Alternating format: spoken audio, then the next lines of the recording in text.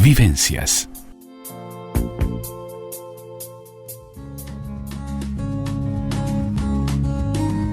Abiertamente.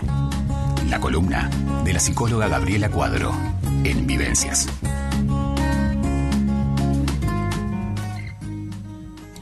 Y ya estamos con Abiertamente, la columna de la psicóloga Gabriela Cuadro, un espacio para dialogar sobre longevidad. Hoy vamos a hablar de los secretos de familia, de la herencia emocional post-dictadura, porque en el programa anterior estuvimos viendo con Gabriela esos secretos familiares, esas experiencias de nuestros ancestros que nos condicionan, pero hoy vamos a analizar cómo afectó emocionalmente la dictadura en tantas generaciones, cómo incidió en su desarrollo psicoemocional, afectivo, porque evidentemente ser hijo de un detenido desaparecido, nieto, o haber tenido un padre o abuelo preso, torturado en dictadura, ha sido de gran repercusión para muchas familias, y vamos a ver cómo ha impactado en esa herencia emocional post-dictadura. Muy buenas tardes, Gabriela, muy bienvenida. Muy buenas tardes, Andrea, muy buenas tardes a los oyentes. Un gusto estar nuevamente con ustedes. Un gusto. Y este tema lo comenzamos en la columna pasada, pero había varias inquietudes de varios oyentes que creo que estás respondiendo a eso también hoy, Gabriela. Así es, en base a estas inquietudes, a estas preguntas, a estas situaciones que resultan difíciles de manejar y que a veces un programa de radio de alguna manera puede acercar algo de luz o algunas herramientas para poder comenzar a develar esos secretos de familias, esos traumas transgeneracionales que se van dando en la vida de las familias, de los clanes y de nuestra sociedad en general. Por supuesto que es innegable que la sombra de los actos de violencia, ya sea físico-mental, ya sea en individuos o sea en colectivos, no solamente oscurece, pone una sombra sobre la vida de las víctimas, sino que también se extiende mucho más allá, a sus hijos, a sus nietos y a todos sus descendientes. Y esto tiene un nombre, y es muy importante empezar a conocer un poco, desde lo técnico, ese fenómeno que se da, porque solo así, conociendo, vamos a lograr comprenderlo, entender qué es lo que nos está sucediendo. Claro. Este impacto de los traumas transgeneracionales se llama, precisamente cuando se dan sobre diversos descendientes o sobrevivientes del Holocausto o con familiares de víctimas de dictadura, como en Chile, Argentina, Brasil y Uruguay, que dan cuenta de situaciones traumáticas que son productos de la violencia organizada y que por supuesto tiene consecuencias, como decíamos, para los que lo sufrieron, pero también para las generaciones de descendientes. Y esto se llama efecto segunda generación, o legado multigeneracional del trauma. Bueno, y sobre esto han habido una serie de investigaciones, de estudios, de acercamientos. ¿Qué es el legado multigeneracional del trauma? Y estos estudios se llevaron a cabo no solamente con sobrevivientes de trauma, sino con los descendientes de ellos. Uh-huh. Se dieron cuenta que son especialmente vulnerables a trastornos psicológicos y que las consecuencias de ese trauma no solo es para el que lo vivió directamente, sino para todas las personas próximas de su contexto, su familia, sus amigos. Y esto actúa distorsionando esas relaciones, afectando directamente los recursos que tiene esa persona cuando sufre algún tipo de evento en su vida cotidiana o debe enfrentarse a situaciones desafiantes. El tener todo este legado los afecta y no les permite tener las herramientas más ajustadas y los recursos para adaptarse y para sobrellevarlos y poder continuar adelante. El efecto de segunda generación está también ligado a eventos como guerras, terrorismos, desastres naturales, accidentes con muerte, que normalmente suelen afectar a un conjunto de personas al mismo tiempo. A ver. Por lo tanto, tiene un alcance social. Lo voy poniendo de esta manera, como muy desde lo general, para que cada uno, según su experiencia o según las vivencias familiares o sociales que tiene, pueda ir encuadrando la situación. Y bueno, esto afecta a nivel individual, consecuentemente a la familia, y es a través de estos eventos traumáticos como las violencias, los abusos, las violaciones, los asesinatos, que pueden quedar más expuestas las personas. Pero bueno, también es importante decir que pasar por un evento de estos no necesariamente significa que se vaya a desarrollar un trauma y que ese trauma vaya a afectar a las generaciones posteriores, ya que no es solo la exposición y la intensidad del hecho lo que importa, sino también la capacidad de cada individuo que tiene de hacerle frente y manejar ese sufrimiento. Claro. Ser consciente... Tiene que ver con la resiliencia también, ¿no? Exactamente, tiene que ver. Esa es una de las estrategias de afrontamiento que más adelante les voy a brindar. Y bueno, y tiene que ver con esto, y ser conscientes de que su accionar, su forma de comportarse, va a condicionar a sus seres queridos, y que esto, si no es elaborado, no es superado, no es aceptado, los puede encerrar en un bucle de continuo sufrimiento, es decir, como en un círculo vicioso. Y esto les va a impedir progresar, ser felices. Y creo que esto es muy importante, esto que decís tú, la resiliencia. Claro. Es importante porque es aprender de esa experiencia, comprenderla, aceptar que eso sucedió y saber que, bueno, que nosotros somos mucho más que eso y que nuestra familia no merece ser heredera de dolor, de sufrimiento, de odio, porque esto es una forma de perpetuar el trauma y de condenar a nuestros descendientes y de hacerlos también a ellos víctimas de aquellos que nos sucedió a nosotros. Claro. Gabriela, estas situaciones traumáticas, quizás, como tú decís, son efecto segunda generación o legado multigeneracional. Y un poco pensando en esto que nos estás diciendo, las guerras, la dictadura, por ejemplo, quienes fuimos educados en dictadura, tuvimos ciertas restricciones a la hora de estudiar, de leer, de aprender, y vivimos también un clima en la sociedad bastante complicado. Quizás no sea el mismo impacto que tuvieron las familias que han tenido familiares detenidos, desaparecidos, pero igualmente, como el caso de las guerras, ha repercutido en la sociedad entera todo esto. No sé, el resto de la sociedad, ¿dónde entra? ¿Es también ese multigeneracional? Sí, sin duda, este tipo de eventos tiene un impacto no solamente en el individuo que lo sufrió, sino también en su familia, y evidentemente cuando son eventos de esta magnitud, en la sociedad en su conjunto. Por eso es necesario trabajar desde diferentes ángulos, pero también es muy importante saber que el primer paso lo damos nosotros, nos damos la persona que sufrió un evento traumático.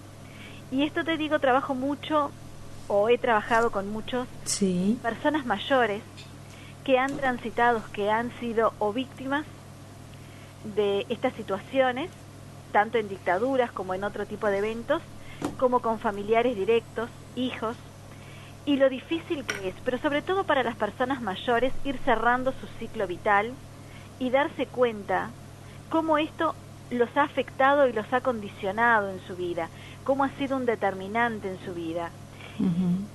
Con el transcurso del tiempo pueden ver que eso fue como un eje y que muchas de sus cosas no pudieron seguir adelante porque ellos mismos quedaron pegados en ese evento.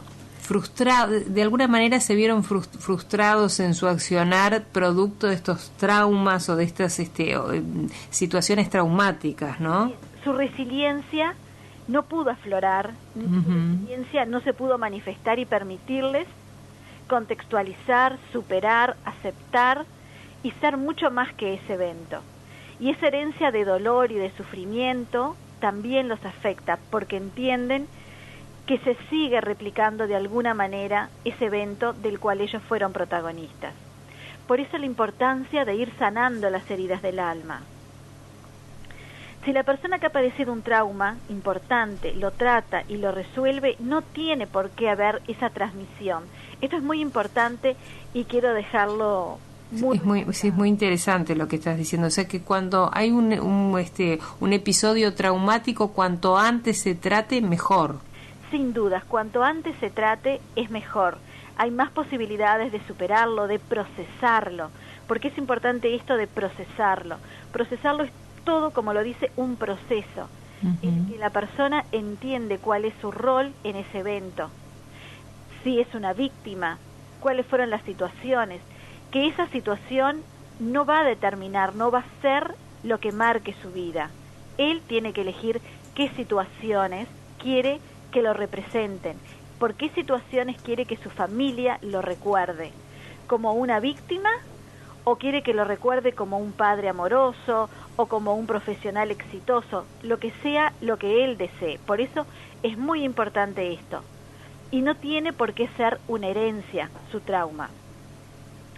Aunque muchas personas tras un evento de esta magnitud tratan de continuar adelante con su vida, pero no lo procesan. ¿Y esto qué significa?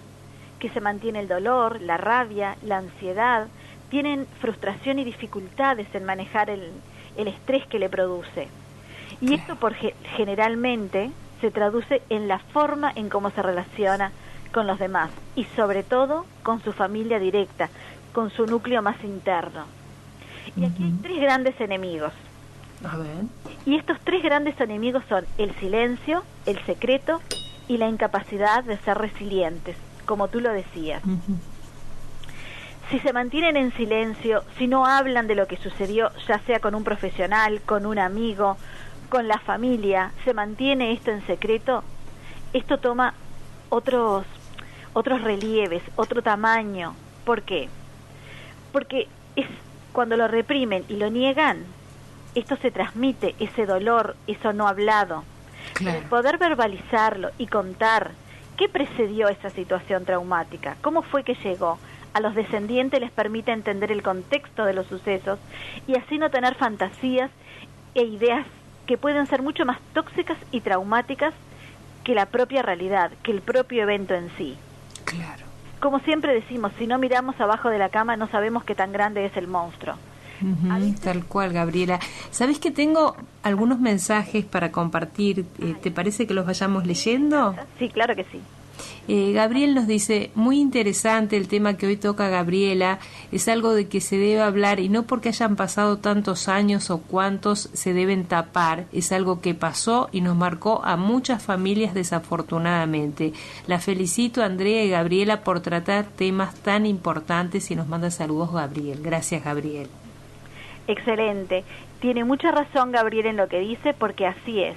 Eso no significa que debamos olvidar o reprimir lo que sucedió, porque esto solo nos llevaría a agravar la situación, sino que la respuesta está en no permitir que el trauma se enquiste, nos envenene y continúe dañando. Por eso es necesario plantearle cara y ponerlo en su contexto, hablar, entender cómo fue que se llegó a eso, qué fue lo que sucedió. Y desde ahí es que podemos comenzar a elaborar y superar el trauma. Gabriela, tengo otro mensaje más, no viene firmado ni con nombre, pero te lo voy a leer igual. Dice, es terrible enterarte que tus padres biológicos han muerto en la dictadura y que te cría otra familia con mucho amor, pero cuántos secretos, cuánto guardado, al menos en mi caso nunca podré acercarme. Me encanta la columna de Gabriela por ser clara y accesible a todos. Saludos y felicitaciones. Muchas gracias por este mensaje. Muchísimas gracias. Sin dudas que hay que ser empático con estas situaciones, hay que ser solidarios, hay que comprender, y qué bueno que lo pueda decir. Es algo que me han quitado y que nunca lo voy a tener de otra manera. Pero me quitaron eso, pero tengo muchas más cosas. Y de alguna manera esa familia, esos padres viven en mí. ¿Y qué más quiere un padre para sus hijos que verlos feliz, progresar, cumplir sus metas? Creo que esa es como la mejor manera de quitarle al trauma ese poder que tiene, de quitarnos, condenarnos y dejarnos envenenados y enquistados en ese momento. Y bueno, si nosotros vamos a lograr zafar de ser secuestrados por ese trauma, tenemos que tomar acción. ¿Y qué podemos hacer para eso? Una buena opción es acudir a psicoterapia con un terapeuta que esté especializado y que tenga conocimientos específicos. en este tipo de traumas y, de ser posible, vivencias similares para poder crear este vínculo empático que permita sostener y seguir adelante. Conocer la propia historia dentro de lo que se pueda. La historia familiar nos ayuda a ampliar. Si no están los padres, tal vez, si tiene oportunidad, conocer la familia ampliada, quiénes son, que les hablen de ellos. Mantener vivos, no permitir que el trauma nos arrebate todo. Ser conscientes y ver dónde podemos intervenir, qué podemos hacer. ¿Cuáles son nuestros miedos? ¿Se generan desde ese lugar? ¿Estos arrebatos de ira, de impotencia, de temor a fracasar, están relacionados con eso? Bueno, y desde allí trabajarlos. También un buen ejercicio, y estas son algunas herramientas sencillas que quiero compartirlas, porque me parece que a veces la columna también no es solo hablar del problema, sino dejarle a los oyentes algunas herramientas que puedan usar para superar estas situaciones. Es pensar si nuestras dificultades o problemas, de dónde nacen, cuál es su origen. Y no es raro que las personas que han vivido situaciones traumáticas y que conviven con ella tengan dificultades para afrontar el estrés. No hay que culparse a uno mismo, hay que tratar de buscar, bueno, ¿esto que siento? ¿De dónde viene? ¿Por qué tengo miedo al fracaso? ¿Por qué me irrito? ¿Por qué hay determinadas situaciones que me sacan de mis casillas? Y también es centrarse en el aquí y en el ahora, centrarse en el hoy, en lo que son, en lo que tienen, en todo su potencial. La meditación y la relajación son muy buenas en este sentido, nos permiten centrarnos en eso. Otra buena opción terapéutica son los grupos de ayuda entre pares. Reunirse con personas que han pasado por situaciones similares, sí, para que nos ayuden y nos sostengan desde el saber lo que se siente. Y se debe liberar a los hijos de esa carga. Es decir, las personas que transitaron por eso o los que son descendientes tienen que trabajarlo, porque no se puede seguir heredando dolor, no se puede seguir manteniendo ese trauma vigente. Hay que tratar de quitarle ese poder. Por eso es vital que tanto padres, abuelos que han sobrevivido a estas situaciones traumáticas puedan elaborar y superar, para así reanudar sus vidas, seguir adelante y comprender que esto fue una situación de su vida, pero no tiene por qué condenarlos al dolor, a ellos, a sus descendientes. Y no se debe permitir que esto los defina ni los etiqueten, que toda su vida no sean las víctimas de, porque eso nos condiciona y nos pone en un lugar que no es saludable, que no nos hace bien. Las personas somos mucho más que una experiencia de nuestras vidas.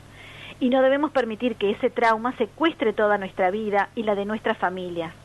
Debemos poder hablar de lo que pasó, llegar a aceptar que es parte de nuestra historia individual, familiar y social.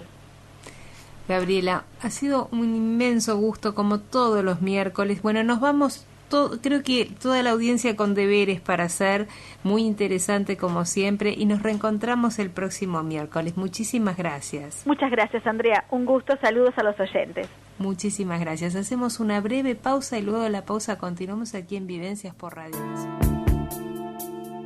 Vivencias.